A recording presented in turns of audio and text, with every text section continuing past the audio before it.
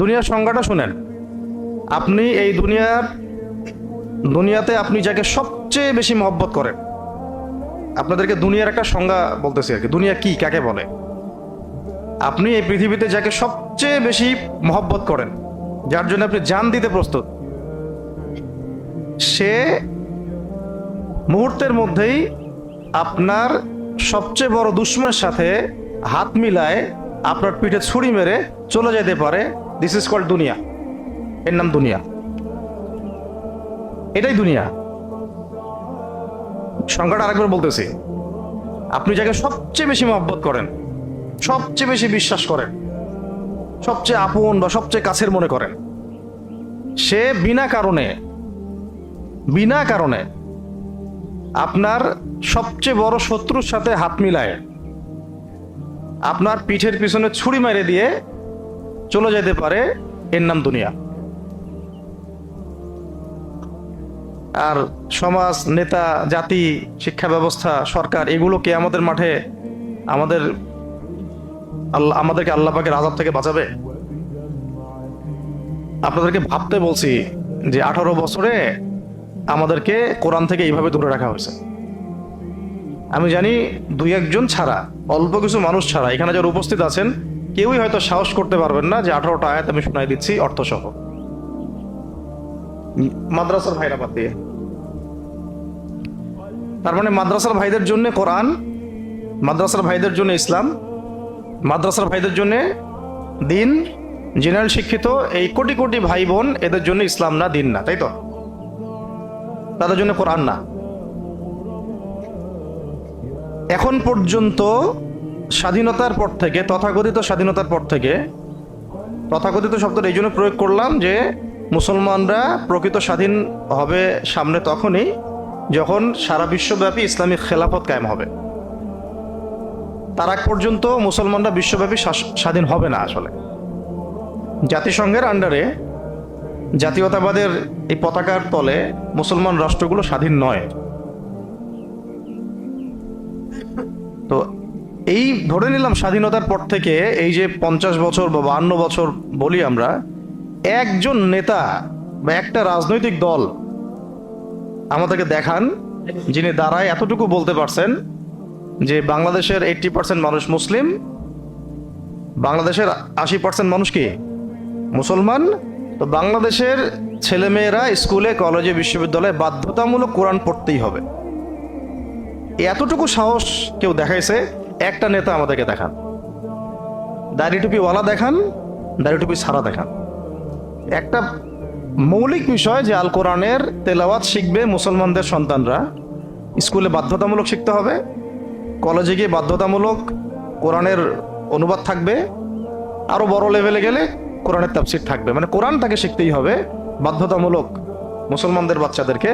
সাথে হাদিস থাকবে, কিছু হাদিসের শাস্ত্র থাকবে এবং সিরাত থাকবে, সিরাত নবী সাল্লাল্লাহু আলাইহি ওয়াসাল্লামের সিরাত, আকীদা। আর আমরা বলি ফরজে আইন, কি বলি? ফরজে আইনের বুনিয়াদি জ্ঞান। এইটুকু আমাদের বাচ্চারা স্কুলে, কলেজ, ইউনিভার্সিটিতে সব জায়গায় শিখবে। এটা বাধ্যতামূলক করতে পেরেছে একটা নেতা আজ পর্যন্ত আমরা দেখি নাই। 200, 300, 400 টাকা, 500 টাকার জন্য এখনো আমরা তাদের পেছনে ছুটতেছি। কেউ বলছে এই কথা আজ পর্যন্ত?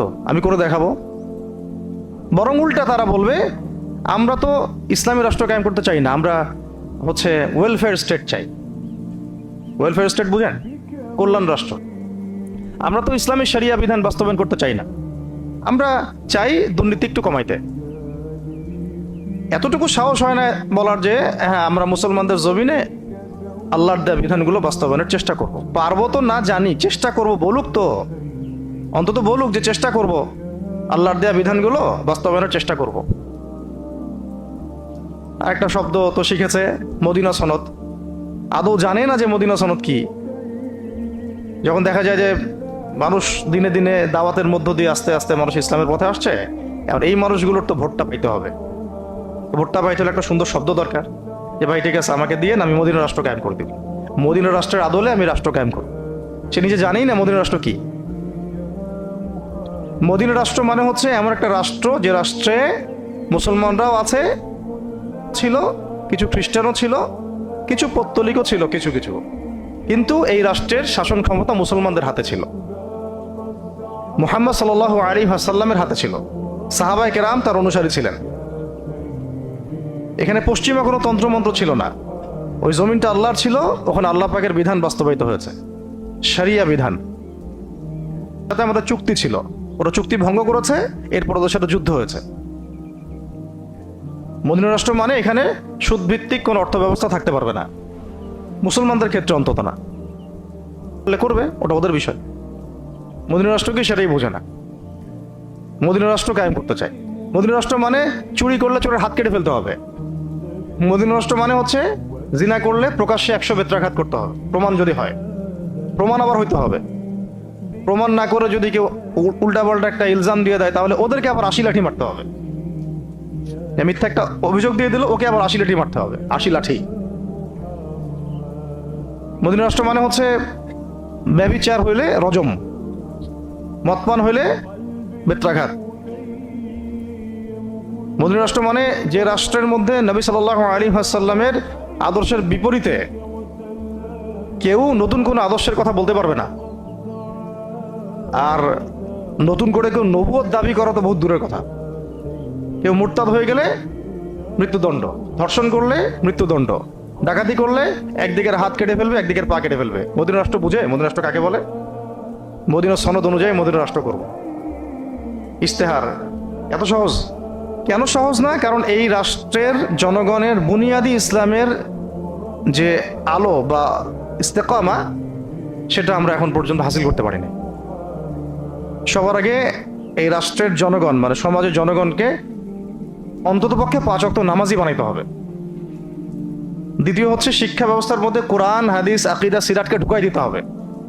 দিয়ে প্রত্যেকটা ডিপার্টমেন্টে কোরআন, হাদিস, আকীদা, ফিকহ, ফরজে আইন এইসবের জ্ঞানে এই প্রজন্মকে জ্ঞানী করে তুলতে হবে, সমৃদ্ধ করতে হবে। অর্থনৈতিক বিষয়গুলোর মধ্যে থেকে সুদকে আস্তে আস্তে মাইনাস করতে থাকতে হবে। সুদী এনজিও, সমকামী এনজিও, এই সবগুলোর দরজা বন্ধ করে ফেলতে হবে। পররাষ্ট্রনীতির ক্ষেত্রে গিয়ে ইসলামের সাথে অনুকূল যে রাষ্ট্রগুলো, সেগুলোর সাথে আমাদের বন্ডিং বাড়াতে হবে। সমাজের মধ্যে ইনসাফ কায়েম করার, ভালো মানুষ হিসেবে তৈরি করা, উলামায়ে কেরামদেরকে স্পেস দেওয়া, দাওয়াতের ক্ষেত্রকে বেগবান করা, রাষ্ট্রীয়ভাবে ইসলামের দাওয়াত প্রচার করতে হবে। Media, print media, electronic media, এগুলো দিয়ে ইসলামের প্রচার করতে হবে। মানুষের মাথাটাকে আল্লাহর দাসত্বের দিকে নিয়ে আসতে হবে। আর যত আল্লাহদ্রোহী শয়তানগুলো আছে, এগুলোকে যেভাবে হোক আস্তে আস্তে রাষ্ট্র থেকে মিনিমাইজ করতে হবে। পুরো বিশ্ব ব্যবস্থাটা শয়তানদের হাতে এখন। তাদের ওই যে যেগুলা প্রকাশ হচ্ছে না, এগুলো হচ্ছে 1%ও না। ওদের জুলুমের, নির্যাতনের, শয়তানির এগুলো 1%ও না। যেগুলো আপনারা এখন দেখতেছেন এই ফাঁস হচ্ছে, এগুলো 1%ও না। কোরআন, হাদিস, সিরাত, আকীদা, ইতিহাস এগুলো পড়তে হবে, ওয়ার্ল্ড অ্যাফেয়ার্সকে বুঝতে হবে। এখন বলতে পারেন যে ভাই আমি একা পড়ে বা কি করব, আমি একা বুঝেই বা কি করব। আমি এখন একা, আজকে থেকে 20 বছর পরে আপনি একা থাকবেন না। আজকে থেকে 20 বছর পরে যদি এইভাবেই সত্য মিথ্যা স্পষ্ট হয়ে যায় সবার সামনে, তখন আমরা আর একা থাকবো না। আগে আমি ভালো হই, আল্লাহ পাক তখন আমাদেরকে যোগ্য নেতাও দিবেন। এটা যোগ্য সময়, যোগ্য পরিবেশ সব আল্লাহ পাক ব্যবস্থা করে দিবেন। কিন্তু আমরা তো এখন এক ভাষায় কথা বলতে পারছি না, একই ভাষায় তো সবাই কথাই বলতে পারছি না। আর আমরা ওদের কাছে হুজ্জাত হয়ে গেছি, দলিল হয়ে গেছি। ওদের মতবাদগুলো আমরা বরণ করে নিয়েছি বিধায় ওরা বলতে পারে যে তোমাদের মধ্যেই তো বহু মানুষ আমাদের মতবাদগুলো নিয়ে নিয়েছে। ওরা কি কম বুঝে ইসলাম? তোমরা একাই বুঝো ইসলাম? এইটাই সমস্যা। বরং এখানে এই গোষ্ঠী তো আরো বড় অপরাধী আমি মনে করি। কারণ সত্য মিথ্যা স্পষ্ট হওয়ার পরেও তাদের মতবাদগুলোর পূজা করেছি আমরা, এবং আমরা ওদের জন্য হুজ্জাত হয়ে গেছি যে এটা হালাল, জায়েজ, এবং এটাই আমাদের তরিকা। আর সিরাতের কথা যারাই বলছে তাদেরকে আপনারা কোণঠাসা করার চেষ্টা করছেন। একটা বিষয় বুঝেন, আপনি রুখসাতের কথা বলছেন, মন্দের ভালোর কথা বলছেন যে আচ্ছা অন্তত পক্ষে যদি আমি একটু ক্ষমতা পেয়েও যাই তাহলে আমি এটাকে ইসলামের জন্য কাজে লাগাবো। ওকে ফাইন, কাজে লাগিয়ে আপনি কি করবেন? কাজে লাগিয়ে আমি ইসলামের দাওয়াতের কাজ করব। ভালো, তো সেই দাওয়াতের কাজ তো আমরা এখনই করতে পারি। আপনি মিম্বর থেকেই করতে পারেন। যে মিম্বরের উপরে এই যে আমি এখানে বসে কথা বলছি, আমি স্বাধীন এখন। আমার উপরে জাতিসংঘের কোনো কর্তৃত্ব নাই। আমি যে কথাগুলো আপনাকে বলছি এটা আমি এখন স্বাধীনভাবে বলছি। এটা আমি এই কথাটা পার্লামেন্টে বসে বলতে পারবো না যে আমি এখন বললাম। কে স্বাধীন? আপনার মেম্বার না আপনার পার্লামেন্টের সিট? তাহলে এইভাবে কেন ব্যাখ্যা করেন? আর আমাদের চেয়ে বড় স্বাধীন তো তারা ছিল যারা পুরো এই সাম্রাজ্যবাদী শক্তির সাথে সরাসরি যুদ্ধ করেছে। ওদেরকে আপনারা বলছেন মোল্লা। মোল্লারা রাষ্ট্র কায়েম করে দেখাই দিচ্ছে কিভাবে করতে হয়। এই ভারতীয় উপমহাদেশের মধ্যে তাদের মতো শক্তিশালী কোনো রাষ্ট্র নাই এখন। তাদের মতো ইমানওয়ালা, হিম্মতওয়ালা, গার্ডসওয়ালা, আত্মসম্মান বোধের, আল্লাহর কালিমা উঠতেছে এরকম কোনো রাষ্ট্র এখন ভারতীয় উপমহাদেশেই নাই। পাকিস্তানও না, ভারতের তো হদিসই নেই এখানে, শেষ হিসেবেই নাই সে। কিন্তু তারা যেটা করতে পারবে আপনি সেটা করতে পারবেন না। তারা যেটা 50 বছর আগে বুঝতে পেরেছে ওইটা বুঝতে এই জাতির এখনো 50 বছর লাগবে। তাও বুঝতে পারে কিনা আল্লাহ ভালো জানেন। এখন কথা হচ্ছে যারা একটা বড় খেদমত করে বা বড় কিছু বলে বা সত্য মিথ্যা স্পষ্ট করে, আমি সেটা করতে পারি না তাই বলে তাদেরকে আমি কেন আন্ডারএস্টিমেট করব? ঠিক আছে, এখন আমাদের কাজ কি? নিজেরা আমরা দিনের সঠিক জ্ঞান হাসিল করব, এই জ্ঞান অনুযায়ী আমল করব এবং মানুষকে সচেতন করার চেষ্টা করব। এখন আপনি সরাসরি মানে দেন কিছু করতে পারবেন না, সেটা আমিও জানি, আমরাও জানি, কিন্তু অন্তত সত্য মিথ্যাটা স্পষ্ট তো করা উচিত। কিছুই বলতে পারছি না আমরা বৈশ্বিক পরাশক্তিদের বিরুদ্ধে। কোনো পদক্ষেপ নাই, কোনো মতবাদ নাই, কোনো আদর্শ নাই, কোনো রেভলিউশন নাই। আমাদের এই যুবক ভাইদেরকে ঘুম থেকে জাগতে হবে। পশ্চিমা তন্ত্রমন্ত্রগুলো আপনাদেরকে কাঙ্ক্ষিত লক্ষ্য অর্জন করতে দিবে না। কিন্তু যদি আপনি বলেন যে ভাই আমি সবই বুঝি, কিন্তু আমি হিকমা প্রজ্ঞার কথা চিন্তা করে অথবা জনসমর্থন বা জনসচেতনতার কথা চিন্তা করে আমি এখানে দাওয়াতের উদ্দেশ্যেই কাজ করছি, তখন আপনাকে আমি বলবো যে ঠিক আছে, আপনি সময় নেন, সময় নিয়ে দেখেন। দেখ, ডিপ কথা আমি এখানে বলতে চাই নাই। একটা জায়গা থেকে কথাটা এদিকে আসছে যে শুধুমাত্র শোনেন, ইসলামী বিধান, আল্লাহ পাকের জমিনে আল্লাহর বিধান বাস্তবায়ন, পুরো ইসলাম কায়েম অনেক বড় টপিক, অনেক বড় সাবজেক্ট। শুধু একটা ইসলামপন্থী রাষ্ট্রে, মুসলিম প্রধান রাষ্ট্রে শিক্ষা ব্যবস্থাতেই আপনাদেরকে কোরআন শিখতে দেওয়া হয় নাই। বাস আপনি ভাবতেছেন যে এইভাবে হেলায় ফেলা এইভাবেই চলতে থাকলে আমি একদিন না একদিন বাংলাদেশে ইসলামের পতাকা উড়বে কোনো একদিন। তারপর কি জানি বলেন, এদেশের আকাশে কালিমার পতাকা উড়বে। এটা কোনো একদিন এদেশের আকাশে না ভাই, কোনো একদিন জেরুজালেম থেকে সারা বিশ্বেই উড়বে। এটা তো সত্য কথা। কিন্তু এই মেহনতটা যে রাস্তায় এটা উড়বে, এটা সেই রাস্তা না। তো এইভাবে আমরা করব জয়, যে গানটা আছে, ওই কোনো একদিন জয় করব করব করব স্বপ্নই দেখতে থাকা যায়। আর মোল্লা মুন্সিরা 20 বছরে করে দেখাই দিছে। যাদেরকে মোল্লা মুন্সি বলে টিটকারি মারেন, জঙ্গি সন্ত্রাসী বলেন, ওরা করে দেখাই দিছে, 20 বছর লাগে নাই। আপনি বলতে পারেন যে ওইটা তো ওই প্রেক্ষাপটটা এখানে নাই। তো ঠিক আছে, ওই প্রেক্ষাপট নাই বুঝলাম। এখানে কি গণতান্ত্রিক ভাবে ভাই ভাই মারামারি করে জান নেওয়ার প্রেক্ষাপট আছে? তখন নেন কেন? ডেমোক্রেটিক পদ্ধতিতে গিয়ে রাস্তায় নেমে মারামারি করে যখন জান যায় তখন সমস্যা হয় না? তখন কোনো সমস্যা হয় না। তখন আবার অমুসলিম মরলে শহীদ হয়ে যায়, তখন অমুসলিম মরলেও শহীদ হয়ে যায়। কি সার্কাস! কথা হচ্ছে যে এই সিস্টেমটাকে ভাঙতে হবে। আমার কথা কি বুঝাতে পারছি আপনাদেরকে? সিস্টেমটাকেই ভাঙতে হবে। এই সিস্টেমকে ভাঙার জন্য দরকার জনসমর্থন, জনমত। প্রত্যেকটা মানুষকে ভিতরের চোখ দিয়ে দেখা শিখতে হবে এবং বিশ্ব ব্যবস্থার সাম্রাজ্যবাদী মোড়ল যারা, তাদের বিরুদ্ধে আমাদেরকে দাঁড়াতে হবে। আমাদের লড়াইটা আঞ্চলিক বা আমাদের ভাইয়ের ভাইয়ের লড়াই না।